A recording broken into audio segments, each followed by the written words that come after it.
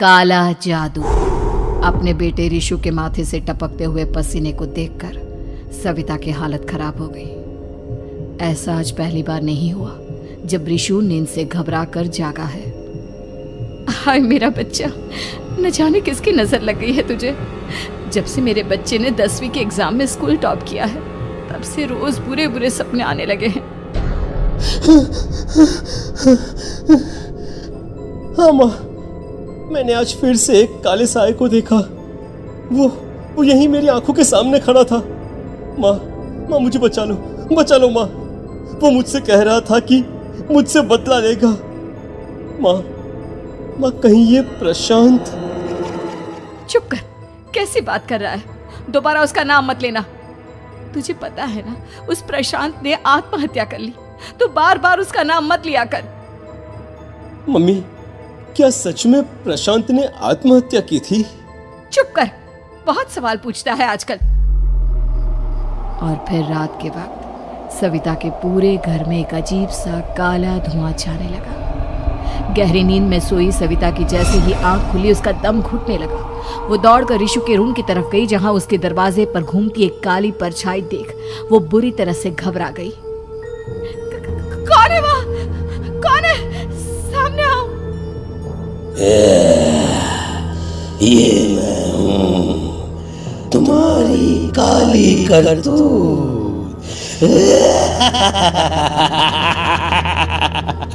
और अब मैं तुम्हारे बेटे को ले जाने आया हूँ। नहीं, मेरे बच्चे को छोड़ दो प्लीज। मेरे रिशु को कुछ मत करना। वो परछाई रिशु के कमरे में घुस जाती है।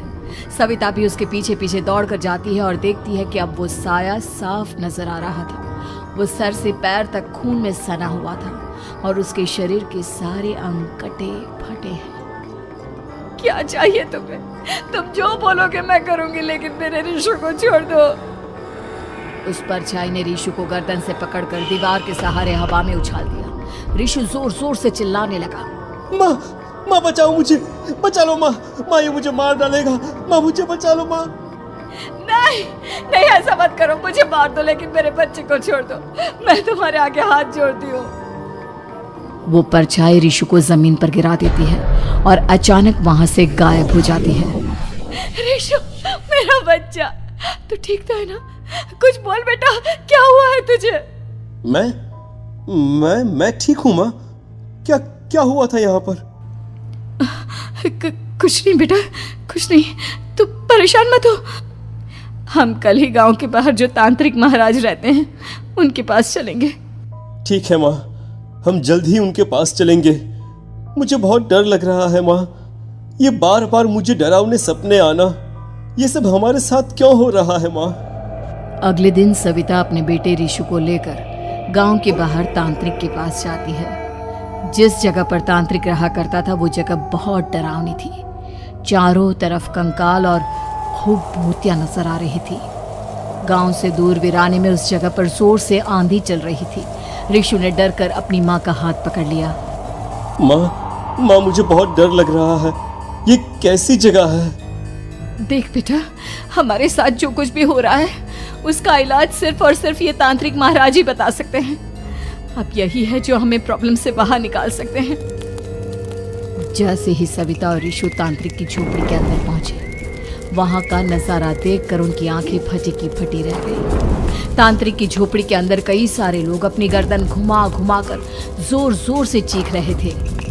कौन हो तुम और यहाँ क्यों आई हो?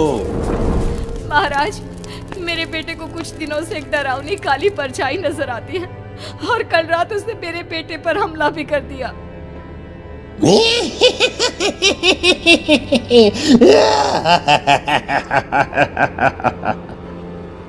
मम्मी हमें यहाँ से चलना चाहिए। ये जगह मुझे ठीक नहीं लगती। नहीं बेटा, ऐसा नहीं कहते। रुक जाओ, 2 मिनट के लिए रुक जाओ। क्या कहा? काली परछाई? तुम्हारे बेटे पर किसी काली परछाई ने हमला किया? हाँ महाराज, वो कह रही थी कि वो मेरे बेटे को कुछ कर देगी। कोई उपाय बताइए महाराज, मेरे बेटे के साथ कुछ गलत नहीं होना चाहिए। तुमने किसी दूसरे के साथ गलत किया है। तो तुम्हारे साथ भी गलत होकर ही रहेगा। तुमने किसी की जान ली है, किसी को मार डाला है तुमने। नहीं महाराज, मैंने ऐसा कुछ नहीं किया। मैंने किसी की जान नहीं ली। मुझे कोई उपाय बताइए। लगता है तुम इतनी आसानी से नहीं मानोगी। मैं तुम्हें अभी उस काली परछाई से मिलवा देता हूँ और वही सारा सच तुम्हारे सामने लेकर आएगा। सविता और ऋषु ने डर के मारे अपनी आंखें बंद कर ली। तभी अचानक तांत्रिक की झोपड़ी में अजीबोगरीब आवाजें गूंजने लगी। सविता और ऋषु बुरी तरह से कांप रहे थे। आंखें खोलो और अपने सामने देखो। क्या यही है वो जिससे तुम कल रात को मिली थी? बताओ मुझे। हाँ, इसने कल रात मेरे बेटे के ऊपर हमला किया था। ये उसी लड़के की भटकती हुई आत्मा है जिसे कुछ दिन पहले तुमने मार डाला था। मम्मी ये महाराज क्या कह रहे हैं?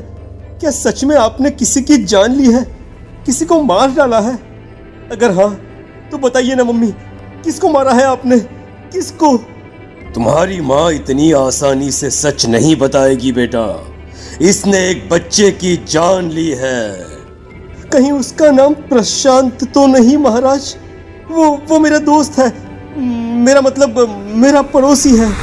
सही पहचाना। देखा सविता, तुम्हारा खुद का बेटा भी जानता है कि तुमने किसी के प्राणों की बलि चढ़ा दी और इसीलिए अब उसकी बुरी आत्मा तुम्हारे घर में भटकती है। मुझे माफ कर दीजिए महाराज, मुझसे बहुत बड़ी गलती हो गई। प्रशांत हमारे पड़ोसी का बेटा था। हर बार उसके नंबर मेरे बेटे से ज्यादा आते थे और इसलिए मैंने उसके कमरे के बाहर काला जादू किया था, पर मुझे नहीं पता था कि वो मर जाएगा। तुम्हारे उसी काले जादू वाली गुड़िया के अंदर एक बुरी आत्मा थी जिसने उस बच्चे के दिमाग पर बुरा असर कर दिया और उसी की वजह से उस लड़के ने अपनी बालकनी से कूदकर आत्महत्या कर ली। इसकी वजह सिर्फ और सिर्फ तुम हो, तुम। नहीं महाराज, जो कुछ भी हुआ मुझे नहीं पता था कि प्रशांत अपनी जान दे देगा। प्रशांत की आत्मा इस वक्त तुम्हारे सामने खड़ी है, हमसे बात करना चाहती है। बोलो क्या कहना चाहते हो? मैं जीना चाहता था, बड़ा होकर कुछ बनना चाहता था।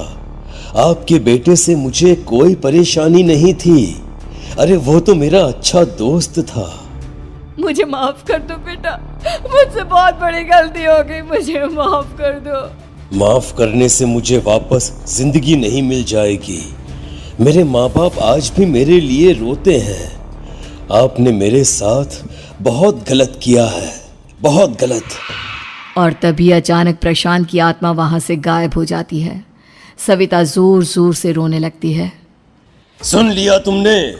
ये तुम्हारे अपने ही किए हुए पाप हैं जो इस तरह से तुम्हारे सामने आ रहे हैं। माँ, ये आपने अच्छा नहीं किया। सिर्फ 10th बोर्ड के एग्जाम में मैं टॉप कर पाऊं, इसलिए आपने मेरे दोस्त के ऊपर काला जादू कर दिया। नहीं मम्मी, नहीं, अब हम कभी खुश नहीं रह पाएंगे, कभी नहीं। मेरे दोस्त की आत्मा को कभी शांति नहीं मिलेगी मम्मी, कभी नहीं। लेकिन मैंने जो कुछ भी किया सिर्फ तुम्हारे लिए किया। वो लड़का हमेशा फर्स्ट पोजीशन पर आ जाता था और इस वजह से हमेशा तुम्हारे मार्क्स कम पड़ते थे। मैंने तो सिर्फ उस पर एक छोटा सा काला जादू किया था बेटा। मुझे क्या पता था कि उसका ये नतीजा निकलेगा। जिस गुड़िया को तुमने उस लड़के के कमरे के दरवाजे पर लगाया था, दरअसल उसके अंदर एक बुरी आत्मा का प्रवेश हो गया था, जैसा कि अक्सर काला जादू करते समय हो जाता है। मुझे अपनी गलती का एहसास हो गया है। मैं प्रायश्चित करना चाहती हूँ। आप बताइए मैं क्या करूँ? प्रशांत के घर जाकर उस काली गुड़िया को वहां से निकालकर यहाँ लेकर आओ। मैं उसे आग में जलाकर राख कर दूंगा और उसके बाद प्रशांत की आत्मा को हमेशा के लिए मुक्ति मिल जाएगी।